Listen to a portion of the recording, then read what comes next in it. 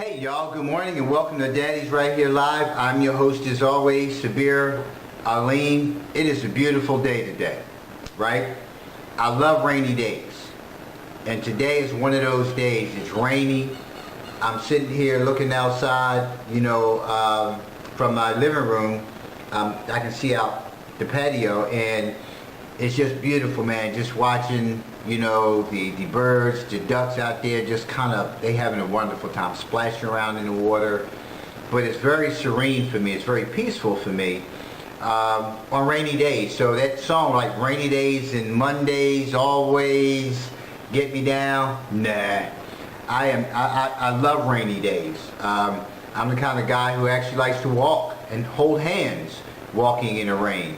It's a song about that too, isn't it? Walking in the rain with the one I love feels so, yeah, you know that song. So that's who I am. That's the kind of guy I am, right? I love rainy days. It's just something so sensual about the day. Even if you're by yourself, there's a sensualness about that moment for me when it's raining, and I can just kind of bask in it all day. So last night I came up with a topic that I wanted to discuss, and then this morning I woke up and I had a whole different feel. And as I often tell you guys, when I do shows, I don't just kind of randomly pick a show. I typically will pick a show based on what I'm feeling, and maybe even what I'm going through and dealing with myself. But something just came into my head this morning about intimacy. And if you look at it the way I have it spelled on in my post on Facebook, right, you'll see that I parenthesize into-me-c. Intimacy is about seeing into me. I want you to kind of understand it from that perspective for a minute, because that's what intimacy is. And a lot of people confuse sex as being all about intimacy, right? And there's more to intimacy than just sex.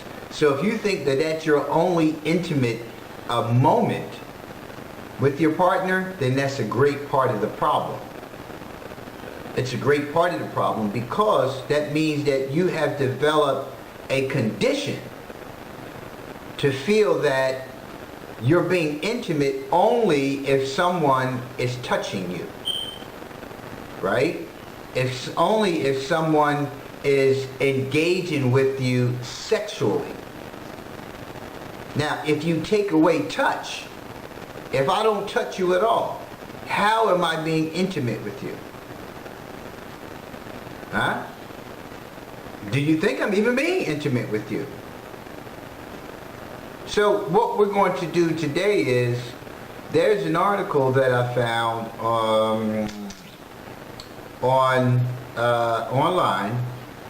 The article, where is this? This is intentblog.com. I-N-T-E-N-T blog.com. The title of the article is 4 Faces of Intimacy. And this article was posted on July the 2nd, 2013 by Beverley Golden. So let's go to the article. It started with a simple question. That question, not surprisingly for anyone who knows me, and I'm talking about her, led to a series of additional questions. When I couldn't get clear answers for myself, I started asking others. The results of this process have fascinated me, and I wanted to explore the topic more fully. The basic question: what does intimacy mean to you? The range of responses I received was wide and varied. I asked both men and women, different ages, some in relationships and some not. Most people had to stop for a moment to really think about and put into words what intimacy meant to them. As I look more deeply at the topic, I found that there seem to be 4 types of intimacy we engage in our relationships. And before I start going down the list, right, one of the things I want to do is kind of talk about for a minute me and what intimacy looks like for me. And as I told you, I only peruse an article. I don't go into it, and be able to feed off it from there. For me, this is kind of like impromptu kind of stuff. Like, I just find the article, that looks good, I like this, you got some points there that I can ride with, and then that's what the article is. So for me, when I look at intimacy, right, well, part of it is the rain, when I was talking about the rain. But not just sitting on the porch, sitting on the patio, enjoying the rain, the smell, the smell of fresh rain, and out there, in the plant foliage and the different smells that you get from the plant foliage. But it's also the ambiance, the environment, right? Are we listening to music? What kind of music are we listening to? Now, I listen to any kind of music. I come from, background working with entertainment. So I'm good with all kinds of music. Every night when I go to bed, I put on some kind of soundscapes, naturescapes, right? Again, rain. Rain is one that I usually have most of the time. The ocean, I'm always at the beach. So those kind of things set the tone for me. They may not set the tone for the person I'm with. The person I'm with may like jazz. They may want to hear some Bixby Durkee, some Jelly Roll Morton, some Jamaluddin Takuma. I don't know but whatever it is, it's a mood that's set, right? Good positive vibes. Good positive vibes, right? Even if this is a moment where you are breaking away from a very intense moment. Maybe it's a stressful situation that preceded all that. Now you want to go, let's just chill, right? So then it's also a matter of dialogue. Open, honest dialogue. Not just any kind of dialogue. If we're going to sit down and we're going to talk, let's be open. Let's be honest. Let's be honest. Let's have some down and dirty discussion. Whatever it is. But don't bring fake. Because I don't do fake. I don't do well with it. And it pretty much just starts standing out after a while, because your focus begins to be more on combating what I say, right? Or criticizing what I say and questioning what I say, as opposed to us talking about our perspectives on those things. So, that's real important. I'm an intellectual. And if that's a difficulty for you, then you probably wouldn't want to be sitting down having a conversation with me. And I can tell you, throughout many years of my life, and my mother has said this to me, right? And I never looked at it. In some of my relationships, my being an intellectual with these particular people may not have, played out so well in many instances, because my ability, I'm quick-witted, I listen, I ask questions, and sometimes my line of questioning, by me being an intellectual, by me being a clinician, can often direct somebody into a part of self they don't want to go in. They don't want to go in. And that's why it's important to understand that these aspects of intimacy really have to be looked into, because this could be very key to why your relationship often goes to the left. Yeah. So when people say, well, I outgrew my partner, that's not always the case. It's not always the case. Sometimes you just tire of certain situations. You get tired of feeling like you're the perpetrator of some wrongdoings upon a person, and all you're doing is being yourself. And you're not being aggressive, you're not being condescending, you're not being any of those things. but because of what that person terms as being intimacy and you term as being intimacy, right? They're clashing. But because you care, you ultimately wind up being in that circumstance a little longer, but it doesn't become stable.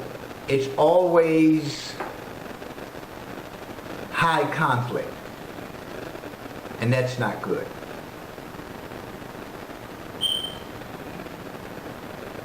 So that's who I am. I enjoy good conversation. I'm a conversationist. I love teaching people things. I love learning things from people. I'm a person who asks questions. I want to make sure I'm clear on what it is that you're saying. I want to make sure I understand what it is that you're saying, you know, what it is that you're trying to relay. And if I don't understand, I'm going to ask you.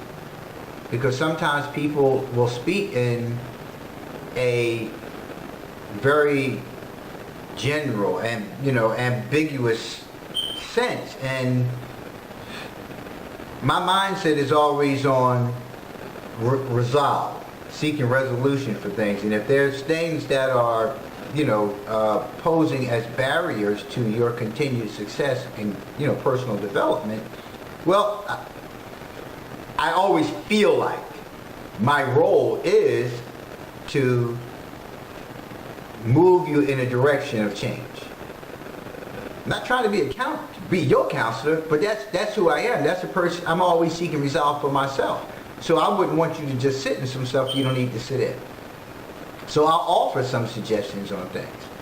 But sometimes people don't want suggestions, and again, it just goes back to when I find myself in those kind of situations, how does that relationship develop over time? It doesn't. It doesn't. We're supposed to be helping each other in relationships. I find a lot of conversations are held, you know, and outside of the intimate relations that I'm talking about with a couple, but a lot of conversations, people are always trying to get one up of a sort. They need to know more than you. They need to disagree. They need to show that they can argue. They need to show that they can debate their point. It's not a debate. Everything doesn't have to be a debate. Everything doesn't have to be, you know, a knockout, drag down, let's beat the horse until it's dead and bring it back to life and beat it down again situation. It doesn't have to be that. Nah, okay, I saw it from this perspective. You saw it from that perspective. Okay, cool. All right, my man. But why all the aggression? Why are you upset? Well, because you, okay, but maybe if you better explained yourself and didn't get so hostile about it, it could have went a different direction. See, we go into defending ourselves, right? When things are said or discussed that make us feel uncomfortable. But the whole idea today of helping us to understand on another level intimacy is so that we can see why this is taking place in a relationship. That it's not all about the person just wants to do this and just wants to do that. It's just saying in action that this person has a different idea, right, of intimacy. So we're going to go into this list today. So, and I hope I've been freezing the last few shows on Wednesdays. I hope that's not the case today, this morning, that it freezes again. But if so, listen, anytime you're tuning in, always remember this. On Sundays, if Facebook is acting up, you can go to Twitter, or vice versa. On Wednesdays, if Instagram is messing up, you can go to Facebook, and vice versa. So there's always an option. And if all of it just messes up, which it did last Wednesday, you can always go to my Beverley educational station and pick the show up later on in the course of the day, because I typically, you're viewing, I got 3 cameras in front of me, so I typically will upload and edit and upload the film in the same day. So let's go to the list. All right. Number 1 on that list, because we're talking about 4 faces of intimacy. Number 1 on that list is sexual intimacy. To the article. The people I asked generally started describing the most common of the 4 types of intimacy. Sexual. This wasn't too much of a surprise, as sexual intimacy is probably the most stereotypical and most familiar definition of the word in modern society. Having sex, however, often has less to do with intimacy and more to do with a physical act between people. As it ended up, the people I spoke with desired more than just the physical act of sex. They wanted depth. They wanted to feel safe being vulnerable. Wanted to be seen by their partner. That makes sense, as this form of intimacy also includes a wide range of sensuous activity and sensual experiences, sensual expression. So it's much more than having intercourse, that I just got finished saying. It is interesting that the word intercourse is actually defined as connection between persons or groups, and as an exchange especially of thoughts or feelings. Curious to explore why intimacy is challenging to people in their relationships, I continue to look further. So, and this is what I was talking about in the beginning, how intercourse, right, is perceived by many as intimacy. And a lot of times what happens is, and I understand it, people will define intercourse as intimacy because of what is being exposed by the other person, because of the vulnerabilities, because what one is giving. And typically it's the woman who feels exposed more than the man. Because a lot of times, we as men, we just kind of want to beat our chest and, pull out that thing and just kind of swing it back and forth and act, like we accomplished something, we achieved something. While the woman is in that position of, like, she's so vulnerable because she's open. There are parts of her that are open, and men don't tend to see themselves in that capacity. It's like, just whip it out. And that's not just the simple thing, for most women, to just go ahead and just expose yourself, open yourself up. So, I understand that those parts are intimate parts, right? But that doesn't make it intimacy, because you are seeing yourself in that capacity, right? Doesn't necessarily mean the other person is. And I said in most cases, women tend to be the ones who are very, what is the word I'm looking for?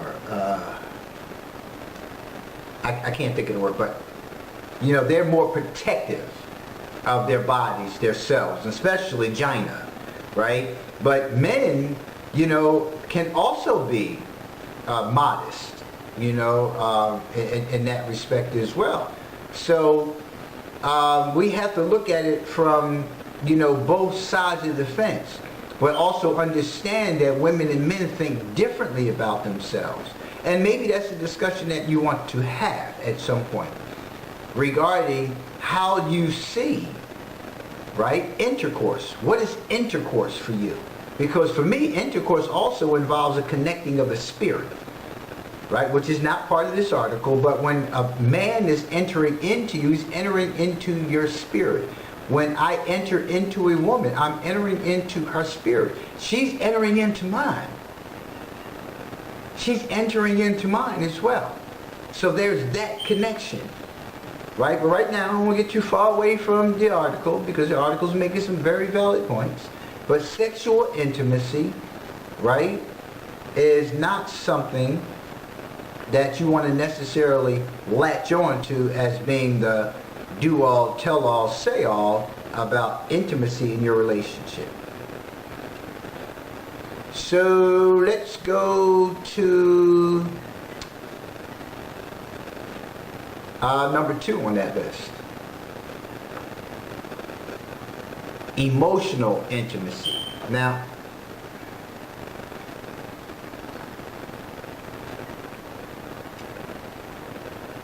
when I was talking earlier about sitting out on the patio and the rainy day and the conversation and the ambiance being created, you know, for me, this is an area because I like to connect with the person.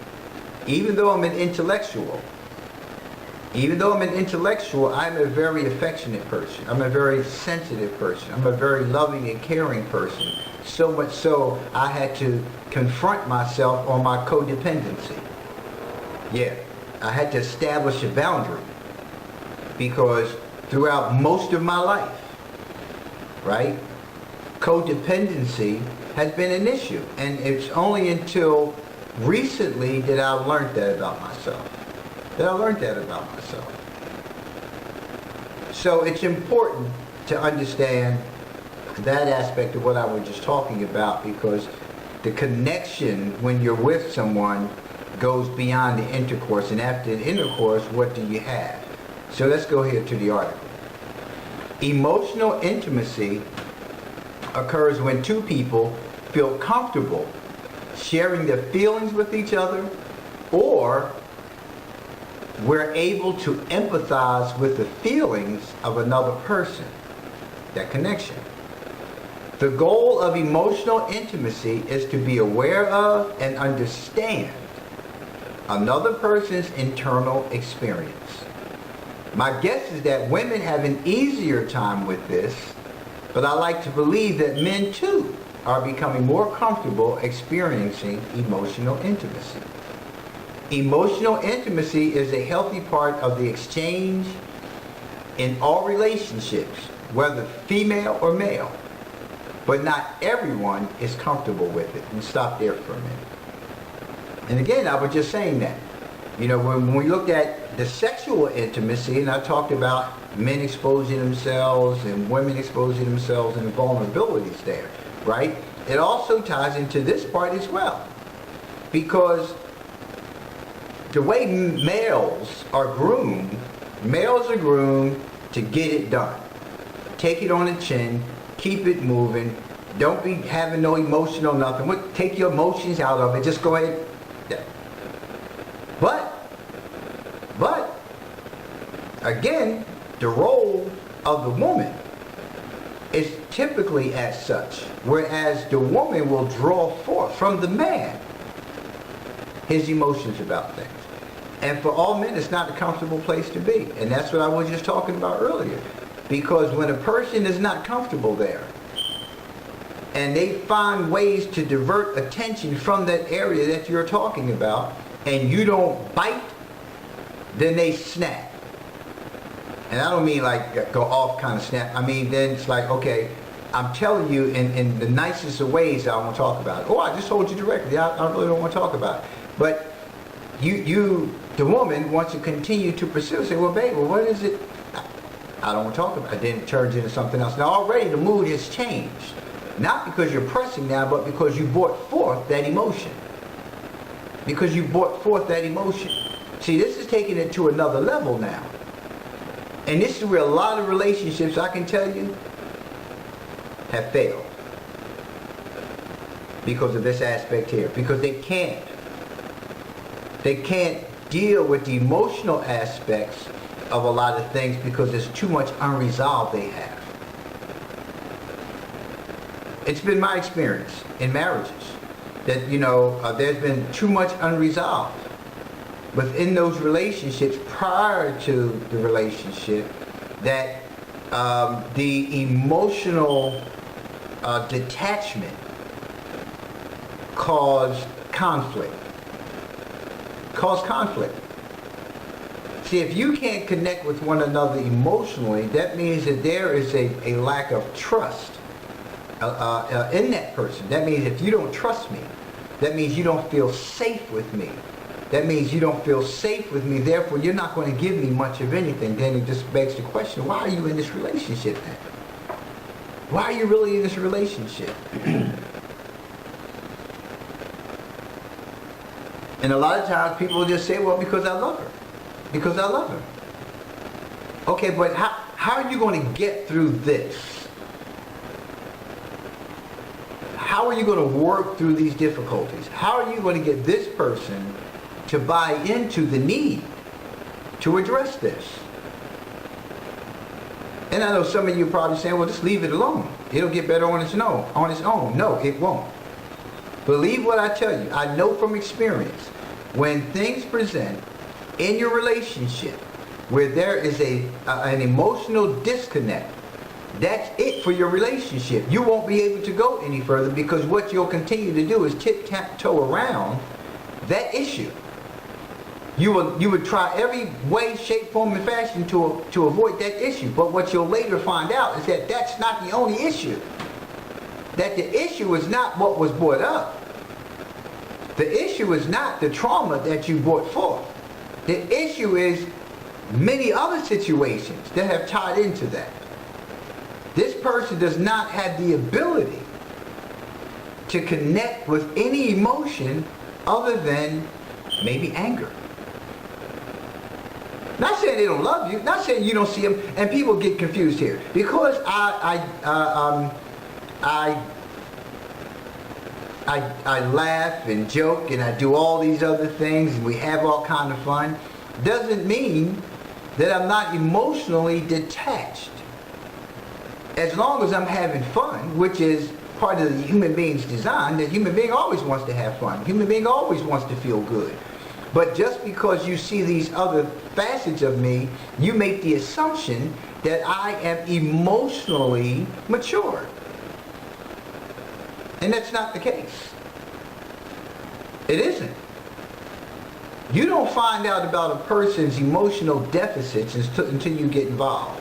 Until you start having those intimate moments where you start having dialogue about things.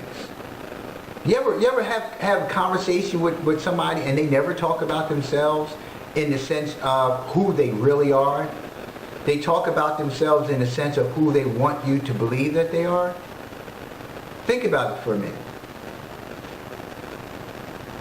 Yeah, I grew up in, single parent environment. Yeah, my mom raised me, she did her best. Hey, listen, okay. But there was more to it. Well, what about your father? Well, listen, he was on his own. He was doing his thing, But you say that, and a lot of times what happens is you haven't dealt with that. Because then my next question for you, because again, it's about developing an emotional, connection with you. So how do you process that throughout the years? I mean, how did you deal with it as a child? Do you remember? What did it feel like? And people say, well, why would you want to go that far in? Because I'm telling you from experience, it shows back up. And if you and I are going to be together, if you and I are talking about a long-term relationship, because at this point, we're going to be girlfriend and boyfriend? I understood that concept when it was girl and boy, but we're not talking about girl and boy anymore. We're talking about men and women, right? So we're going somewhere. We're involved. We're going somewhere, not unless it's just a sex ship. I'm just calling it what it is. If we just involve sexually, that's something totally different. We're not talking about that kind of relationship in totality, because there's some intimacy and some emotional intimacy beyond the sexual intimacy, even in that kind of relationship too. We're just two consenting adults who decide that we're going to get involved.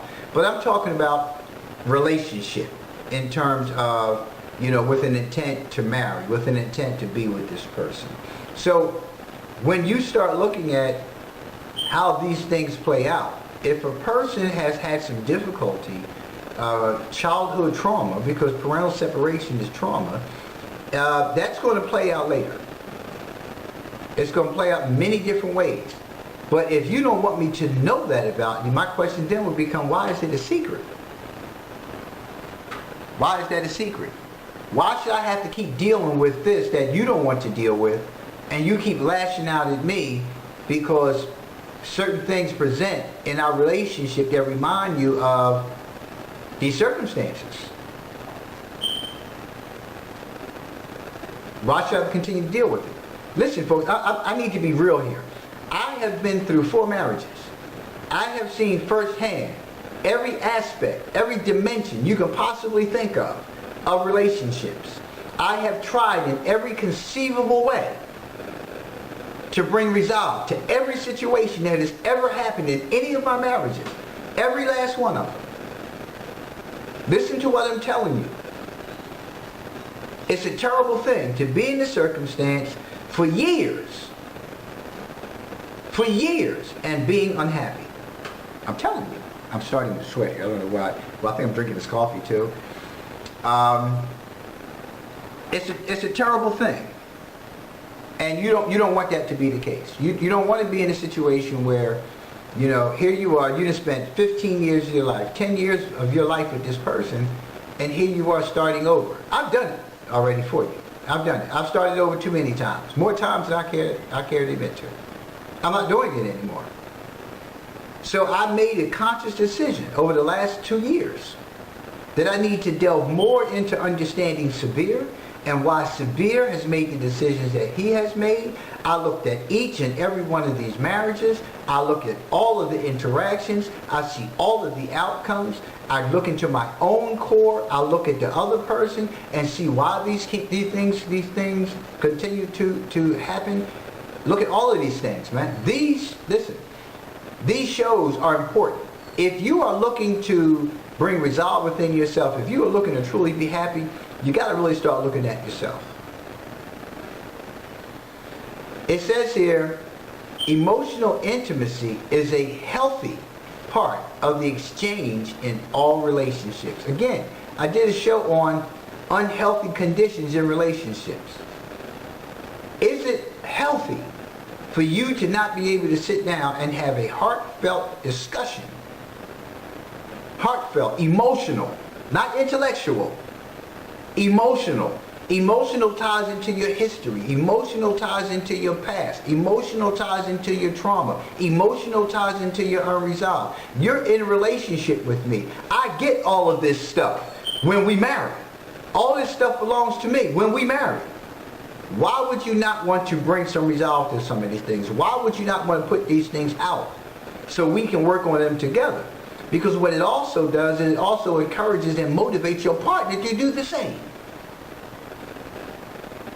And if you're not in one of those kind of relationships where you're having that kind of connection and the only emotion that you're seeing from one another is anger, that's a problem. That's a recipe for domestic violence. Trust what I tell you. Because it starts out with disagreements. It turns into fights. It turns into very intense, hostile situations in the living environment. And when I said fights, I was just talking about verbally. Because now we're elevating to an environment that now is hostile. And now you're looking for something. Now you're anticipating something. And eventually it happens. Eventually it happens. So if you're not in a relationship where you can do that, or how about this? Let me give you one better. If you're in a relationship where your partner is allowing you to avoid addressing your stuff, your partner is going to get it next. Because at some point in time, people tire. I know I did. I'm tired of tiptoeing around that person. I'm tired of avoiding those conversations. Because at the end of the day, me avoiding those conversations, that's unresolved for me. If I'm a person who seeks resolve, right, and this person doesn't seek resolve, how's that going to play out in a relationship? You get tired of it, and eventually you just explode. It's going to happen. So don't think that you're protecting that person by not addressing their unresolved. By not continuing to, I'm not talking about us nagging about it all the time, like what's up with that, when you going to do something about that? I'm not talking about that, right? Starting to spiral a bit here, y'all. I'm not talking about that, right? But I'm saying that when it comes up, you can't act like it just didn't happen. When it comes up, you have to speak to it. You have to. Especially if the other person has not developed a consciousness about it and say, oh, you know what, I'm sorry. But when they just do it, they keep riding on like it was never said or done. Excuse me. But I'm telling you from my own experience, you have to address it. Back to the article. Margaret Paul, PhD, refers to the fears that people have in relation to emotional intimacy. She says, many people have two major fears that may cause them to avoid intimacy. The fear of rejection for losing the other person, excuse me, and the fear of engulfment, of being invaded, controlled, and losing oneself. This makes sense to me. The article, I'm reading from the article. In this area of intimacy, people must act from their hearts and love unconditionally. As I talked about in my piece on what makes a good relationship, the heart of a spiritual partnership is love. Love is also at the core of emotional intimacy. And again, I pretty much just said most of those things. But again, it goes back to my experience has been when, like, I'm a person, I'm an open book. I tell you everything about me. I tell you my experiences, how I addressed it, how I didn't address it, all those things like that. But what happens is, my experience has been that others have tended to use that against me. They brought those things up in the course of an argument to defend themselves, to deflect from their own realities, to deflect from their conditions that are being presented, negatively in the environment. So that's what it talks about here, right? The engulfment of being invaded, controlled, and losing oneself, right? Because then I become the person who you want to remind of these conditions that I've told you about, and it really has nothing to do with it, but in your mind it does. So that's what that begins to happen. The other part to it is, if I tell you these things about me, then what's the likelihood of you staying with me? Y'all gotta forgive me. Why I'm sweating so much. I mean, I guess the humidity must be increasing outside. But I hope that I won't see no sweat. I'll change this color of everything. Look, I go and do some Photoshop so y'all won't see sweat on the final cut. Anywho, but that's important to understand. And that's what I was saying a few minutes ago. If people are not there, you can't get them there. I did that, done that, got the t-shirt. Right? You can't get somebody somewhere. And it's not my job, right, to get somebody somewhere. My responsibility, my job in a relationship is to be available, to hear you out, to offer support. And if that support, right, entails suggestions, right? I tell people all the time, go to counseling. Go to counseling, because I'm not going to be a counselor. But go to counseling. Go get some counseling. Get a neutral person so you can talk to openly about this issue, these issues for you. And at some point in time, if you want me to be a part of that counseling, I'll go. But I can only simply say to a person, hey, listen, you might want to, because you're not dealing too well with this, and it's playing out in our relationship. So that's important. Okay, here we go to my favorite one. Intellectual intimacy, number 3. Intellectual intimacy is personally the face of intimacy, and I am most comfortable with. This is the article writer. This one is all about communication, and as someone who lives and breathes words, it's extremely familiar to me. Intellectual intimacy happens when two people share ideas and explore the similarities and differeces in their personal opinions. The ability to do this is an open and comfortable way. Let me read that again. The ability to do this in an open and comfortable way can lead to a very intimate relationship indeed. As someone who engages in this type of interaction all the time, I can say that it has offered me a wonderful and fulfilling form of connection with people I care about. I think this may be my strongest area of intimacy. And I agree with her. This is my strongest area. This is my strongest area. Again, I do this all the time. I've been doing it professionally for over 20 years. This is what I do. I have conversation. I take people, to subject discovery. Understanding self. I've taken them through all of those things. Listen, so if I'm talking about a topic, right, you be listening and you come upon it on your own. You come upon it on your own. So when I talk about intimacy, I'm talking about me, personal experiences, and I'm guiding you in a direction toward the subject matter. I'm just guiding you. And once I'm guiding you, then you begin to make the connection for yourself.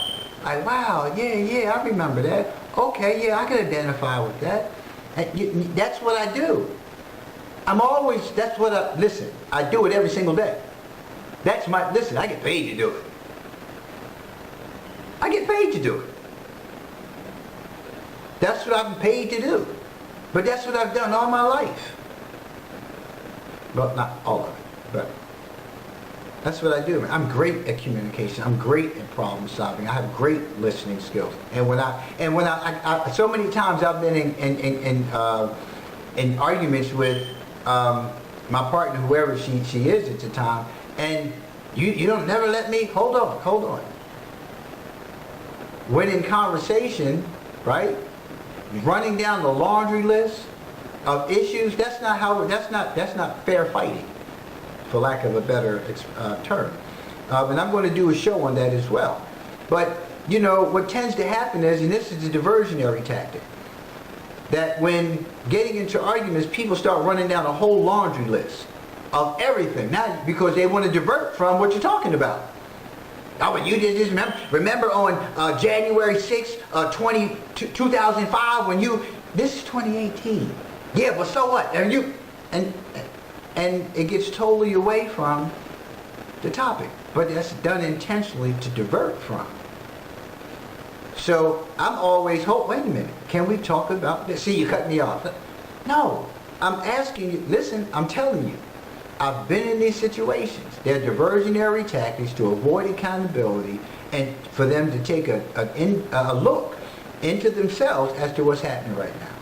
That's not cutting you off. You can't sit down and start rambling off 4 things. Well, let's focus on this. Can we focus on this? Because this is what's presented right now. No, well, why can't? Oh, we got to do it your way. I'm telling you. Those are diversionary tactics used by people who don't want to face the real issue. Period. And it says here, this one is all about communication. And as someone who lives and breathes words, it's extremely familiar. So I can go right into the mode of conversation. I can go right into a mode of problem solving. I can go right into that mode without missing a beat. Everybody can't do that. And for some, because I'm able to do that, it becomes a challenge for them if they are not as such. And I told you, I'm quick-witted. I'm pretty much, you say something, I'm on it. I can hear it, I understand it, I internalize it, I interpret it. That's who I am. But everybody doesn't do that. Some people are, and they have the right to be. And that becomes a difficulty sometimes, even for me. Not just the other person, sometimes it's a difficulty for me. Right? Because I want them to see what's happening. And then I begin to feel as it goes along that they're not getting it because they continue to, while meantime I'm. So I've learned that over the years as well. So there's a difference in that. And that, because I exposed that to you, then that becomes another diversionary tactic. It goes back to the previous one. Right? To use that. Well, see, here you go. Look, I got it. And then now you found a way to get out of it, because now you blame that on the circumstance. And no doubt that can present itself to me. But when does it, not why, when does it present itself to me? And typically it presents itself to me when I become frustrated. When I become frustrated. When the emotional intimacy is absent. Because we're not making a connection. You're just acting on anger. You're just acting on avoidance. You follow what I'm saying?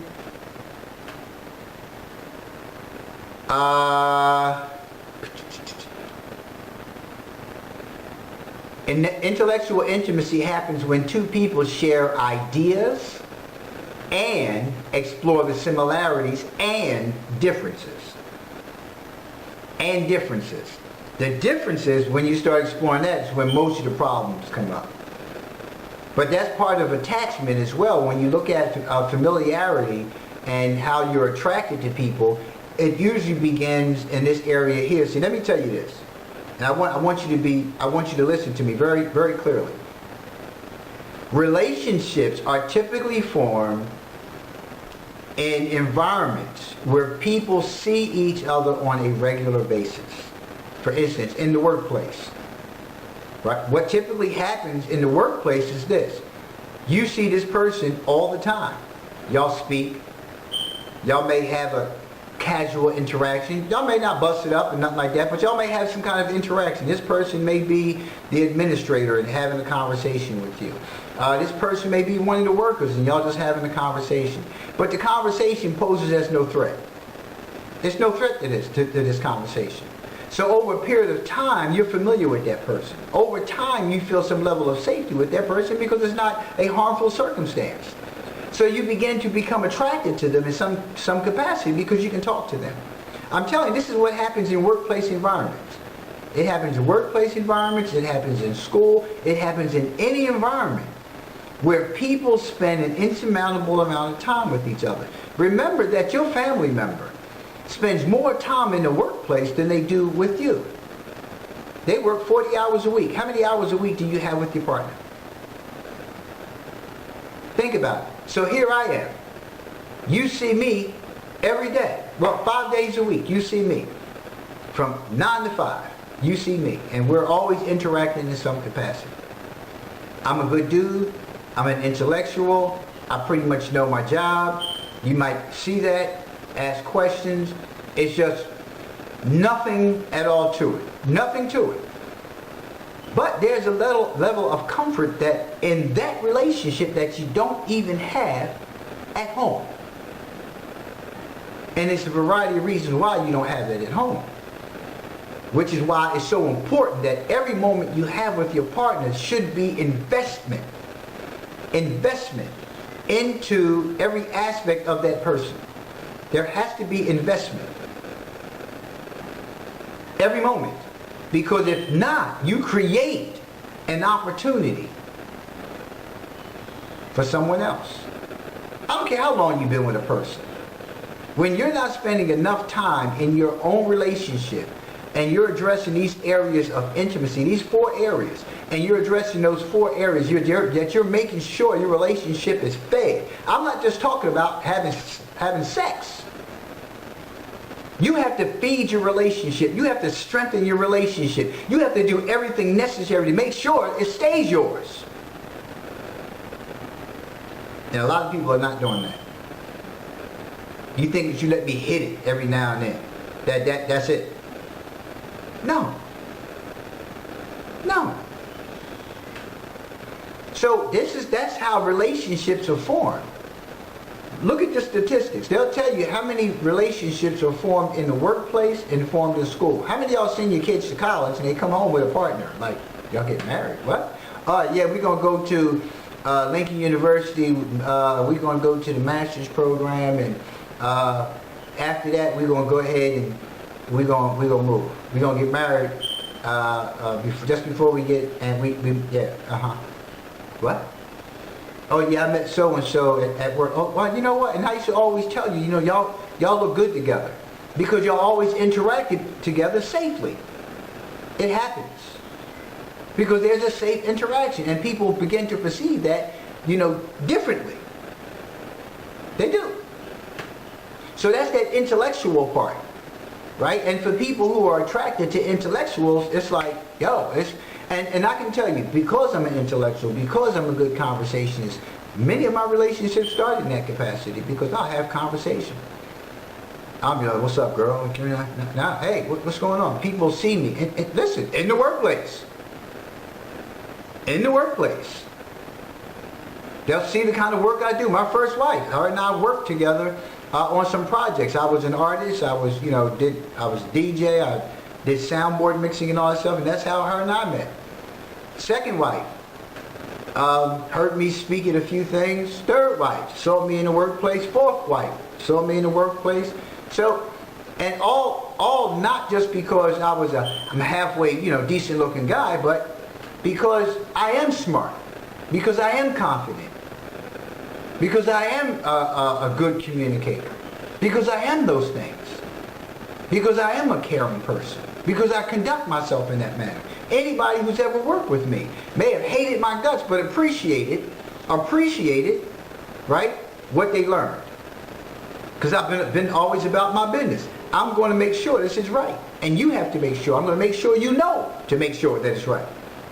Period. And a lot of times people don't fully understand that. A lot of times people are just, they're in a whole different realm of things, and they don't want to go there. The last one on the list is experiential intimacy. Experiential intimacy is the intimacy of activity. And it happens every time we get together with a group to create art in a silent process. This type of intimacy is all about letting the art unfold and working together in a cooperation. This form of intimacy is not about a verbal sharing of thoughts and feelings, but more about the activity and feeling that emerges from this involvement. I recently experienced this at a contact improv jam with a complete stranger. I interacted with a young man, letting our body energy lead the dance, with no eye contact and no words. Just movement in a sensual and open, if not dramatic, dance. Excuse me. I was somewhat surprised to learn that experiential intimacy actually is in my intimacy vocabulary. Let me read that again. I was somewhat surprised to learn that experiential intimacy actually is in my intimacy vocabulary. According to Rick Hansen, PhD, to have intimacy in our life, we must have a natural balance of two great themes, joining and separation, which are in fact central to human life. Almost everyone wants both of them to varying degrees. He goes on to say that individuality and relationship autonomy and intimacy separation and joining are often seen at odds with each other. But this is not the case. This also made perfect sense to me. Yin and yang. Yin and yang, the opposites. You ever see the yin and yang symbols? Light and dark. All the polarities we live in life lead to a balance. My understanding and curiosity about intimacy were greatly expanded by asking others about what intimacy means to them. I believe that when we establish balance in the four phases of intimacy, we find a deeper connection and understanding in all the relationships of our life. I also fully recognize that we all have different definitions of intimacy. Are men and women's definitions dramatically different? A fascinating conversation to continue to explore.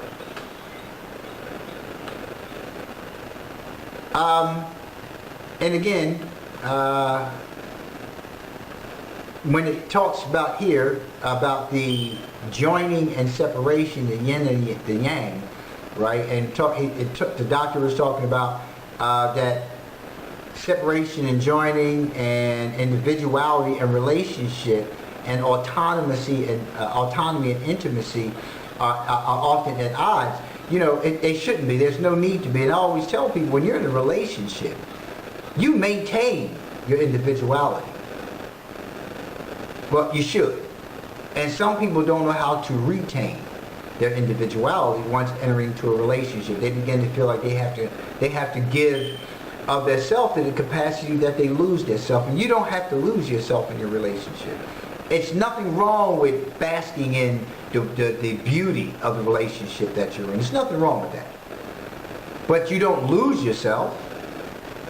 You don't lose yourself, and sometimes we do. Sometimes we lose ourselves in others. Sometimes we delve so far into the life of our partner that we lose sight of our own hopes, dreams, and aspirations and desires and our dreams and our hopes become theirs.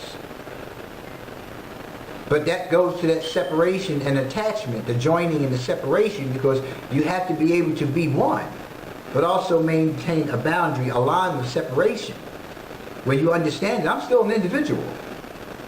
So at the end of the day, my hopes, dreams, and aspirations will stay in place. They will stay in place. And if I choose for any reason to compromise those, right, that's my choice. But for you to expect for me to compromise those, that ain't gonna happen. That's the problem. That is a problem. But when they talked about no eye contact and just body movement and things of that nature, you can watch those kind of things with people. Yeah, you can watch that dance. They know each other. They're comfortable with each other. And when I say know, there's an unconscious knowing. There's an unconscious knowing. It's an environment where you know that nothing's going to happen. It's safe.